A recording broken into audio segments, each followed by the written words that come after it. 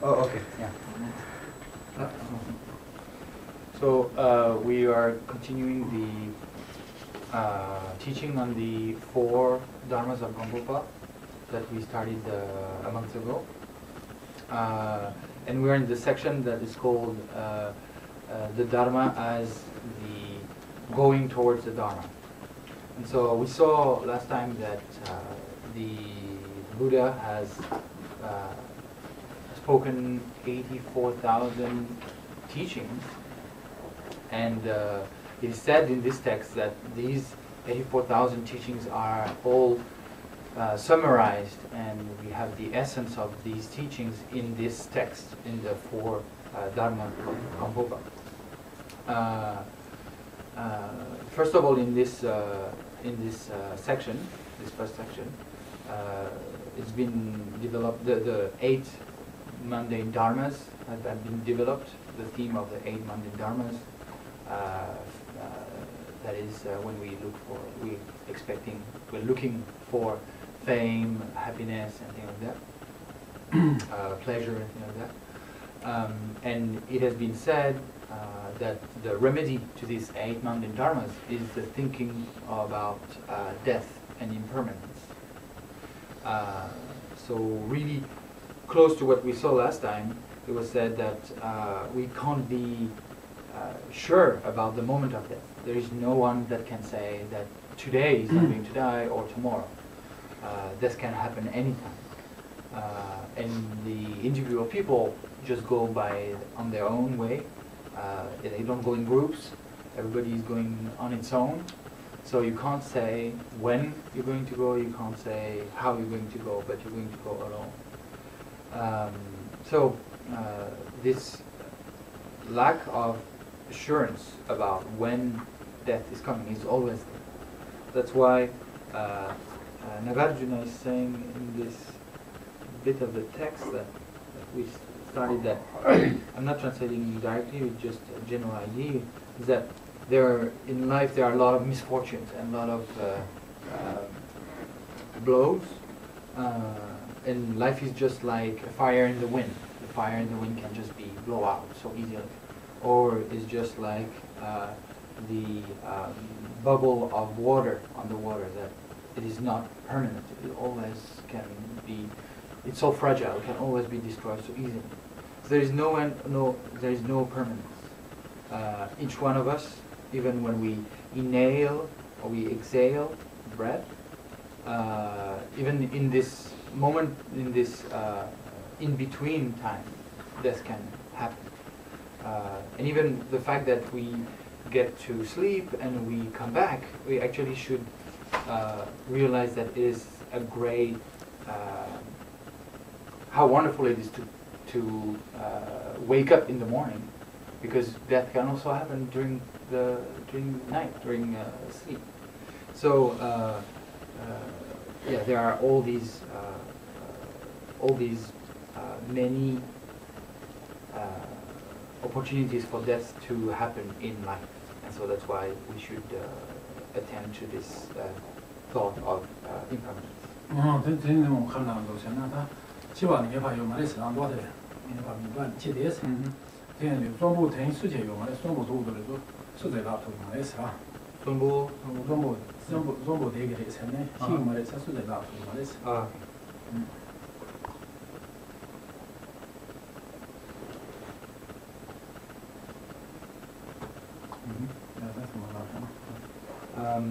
So that there is another quotation by Nagarjuna again that says, well, everybody dies. Old people die, young people die, even people as soon as they are born die, and even people in the womb of their mothers die. So all that has been seen. This is not new, and so death can happen in all these different kind of stages.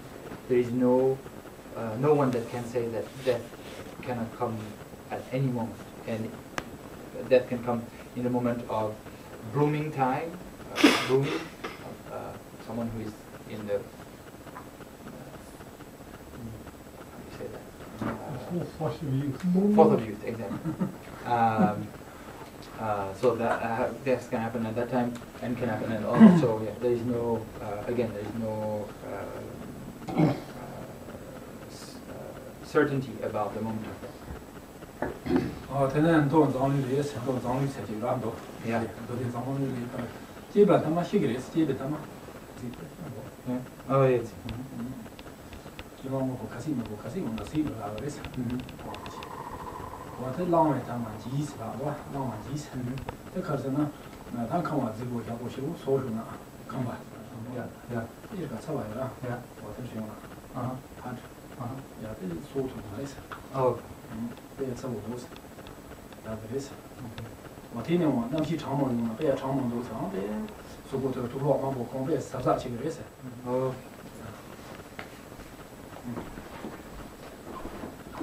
Okay, sorry. So then there is a quotation by on a sutra.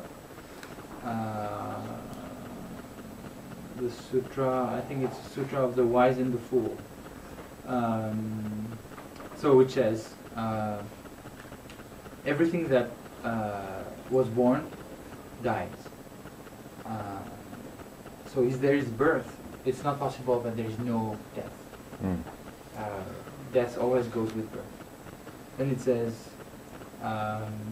everything that is compounded, get dissociated, get separated. So even if a lot of elements come together, and even if they stay together for a long time, at one point they have to separate. Everything that accumulates gets exhausted. Everything that is raised tumbles down. So like, just like a house. A house, if you don't maintain it, even if you maintain it, at the end it just tumbles down. Elements tumble. So this quotation in this sutra is said to be the four reasoning about the nature. It's about the nature because these ideas that everything that is born dies and things like that is just the nature of things. It's not something that changes. It's always the case. It is something we can rely on because it's not this nature of things is never going to change. So at the moment of death, we may have a lot of things, but they have no they have no benefit for us in facing death. We can have a lot of possessions, and this does not help us to overcome death. We can have a lot of family in loose term, with calling and things like that, and you can't say I won't die because they will be here for me and it will happen. The same thing with friends, with wealth, with even with youth.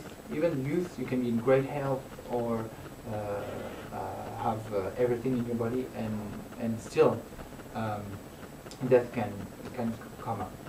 And even the enemy, everything, and even enemies, them also, as much as the friends, you will let them behind.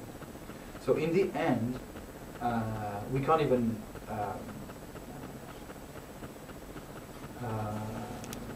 stand. We can't even stand disease. We can't even stand heat. We can't even stand cold. and we can't even stand a little hunger. Everything of that nature, we will leave it behind.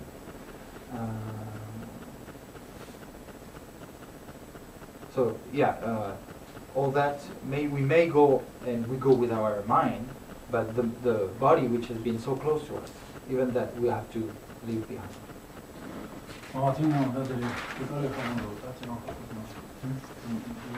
Yeah,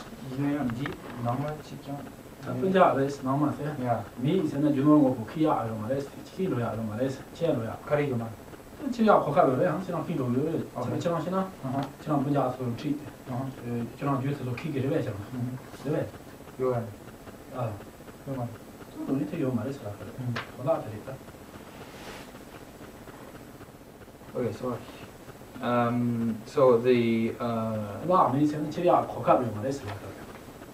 okay. So then the text says, even if you have really close people with you, and even if you have many possessions with you, there is no opportunity to keep them when you go. Everything you have to leave behind.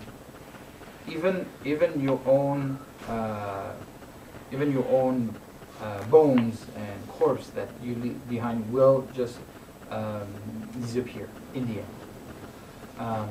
So in this life, nobody can see people who keep their body indefinitely. They all get old, and and the body disappears.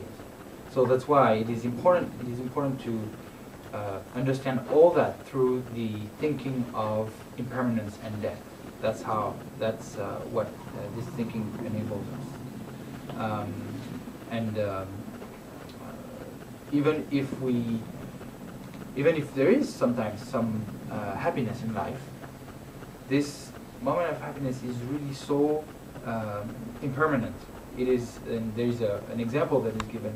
It is like the little rivers. The water is going so fast that it's the image of how this fleeting happiness is in our life.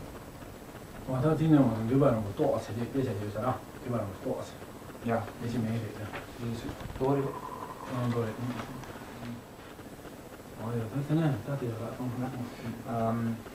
Then there is another quotation by another sutra,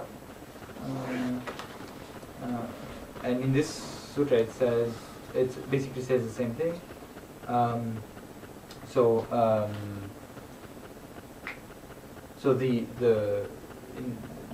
It says precisely the friends in this life are going quickly at the same time.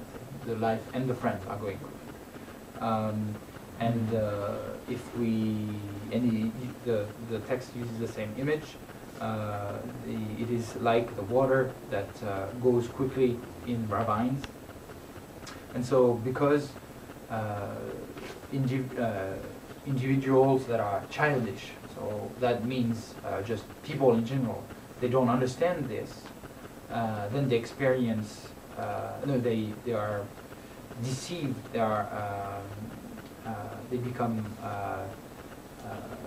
almost insane by this pride to desire and to not accept this thought of impermanence.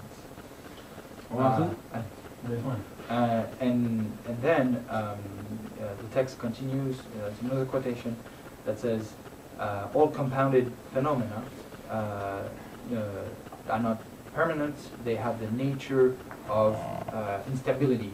They are never stable. So there is no permanence. And so that's why it is important that intelligent people should know this. So the text says that we have to know about that nature of all phenomena, that they go towards their end, that they go towards their destruction.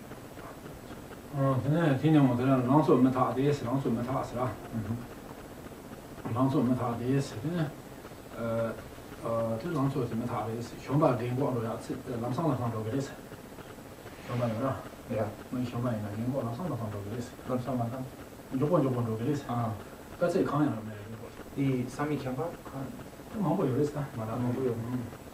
이 고갑 망보요. 그거 말해. 그 기존의 망보 요리스. 키. 아, 치아 치 도다. 그 치 도 자 치아.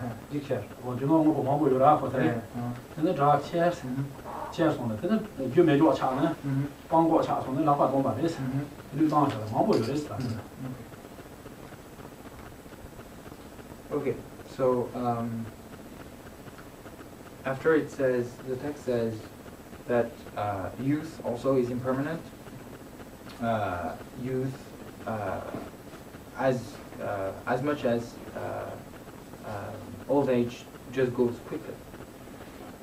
It's like flowers, flowers that fades away, Wither, flowers wither. The flowers that just Wither. wither. Okay, wither. And even if in the autumn, in the fall, you can have beautiful flowers that do not look like they are going to wither, but because of the ice that fell from the sky. What did you call that? Never heard of that. No, that's the snow. Hail. Hail. Yeah, because of hail. Then the flower can itself die just because of that, even if it's in the primary of its youth. So that's the example that is used to show the impermanence of everything. And then there is a quotation from a scripture that says that the youth is impermanent and even body is impermanent.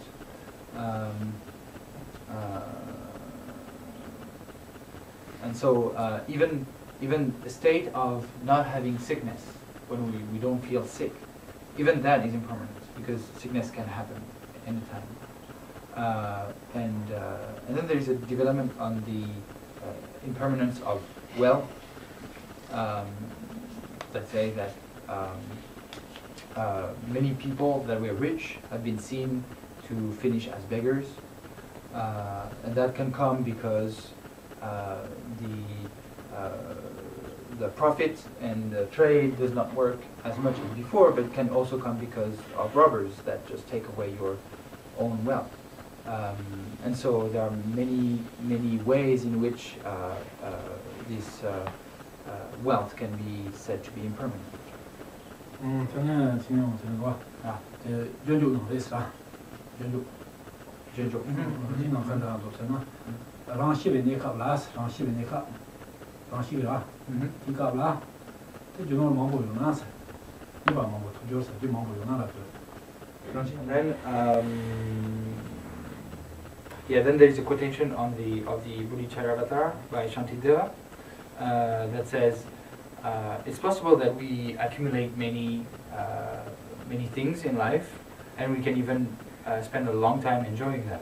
That's for sure. But just like a robber that steals everything away from you, at the moment of death you will go naked and empty, with nothing. At the end, we just cannot keep anything, we cannot take anything with us, and we are left with nothing, just ourselves. Moreover, it is said that wealth and all these things can rejoice a lot, but they can be taken away from us by someone else. And there's an example that is given. It's like the bees. They can strive to accumulate a lot of honey, but in the end, it's the men that are going to take away the honey from them. So it's the same. And so that's all for today.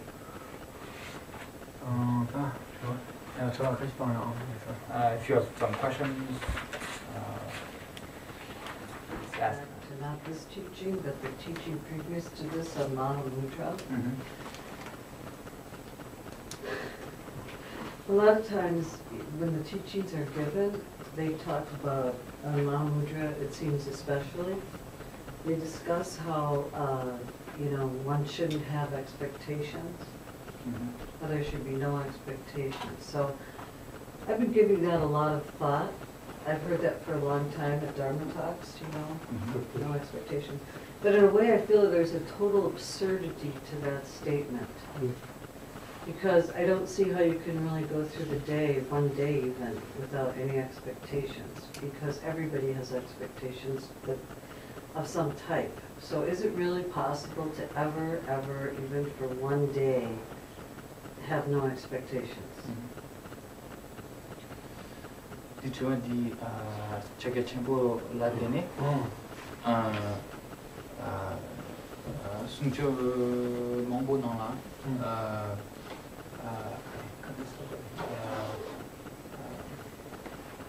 mongbola,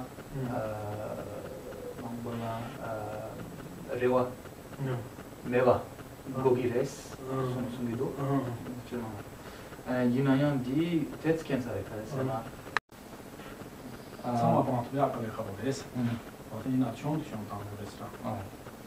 So, of course, yeah, it is difficult to get rid of all that, of all these abandonment that we need to do.